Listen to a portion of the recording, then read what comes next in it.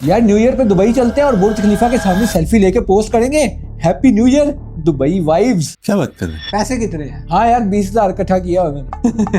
भाईजान वो 20,000 में सिर्फ इस्लामाबाद से आना जाना होना है, वो भी नाश्ते के बगैर। अच्छा फिर क्या करें? एक बहुत अच्छी ऑप्शन है, 31 दिसंबर को न्यू ईयर इवनिंग पे कॉन्सर्ट हो रहा है, लाइव कॉन्सर्ट, निहाल नसीम और मुस्तफा जाहिद का कॉन्सर्ट। निहाल वाकई कॉन्सर्ट, लाइव कॉन्सर्ट, वहाँ पे आपको मिलेगा म्यूजिक, फायरवर्क, लाइट शो होगा, बहुत मजा आएगा यार। वाह यार आइडिया तो अच्छा है।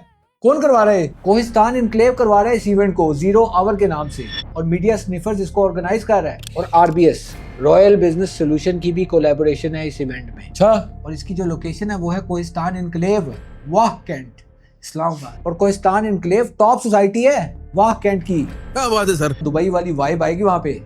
तो इस न्यू ईयर की नाइट को यादगार बनाने के लिए आप इसकी टिकट्स बुक कर सकते हैं bookme.pk से। यार वाकई मजा आएगा यार, न्यू ईयर पे सही सेलिब्रेशन होगी। डेट याद रख लें 31 दिसंबर की इवनिंग। अगर तो मैं वहाँ पे आऊँ तो आप लोग आएंगे? कल मिलते हैं, फॉलो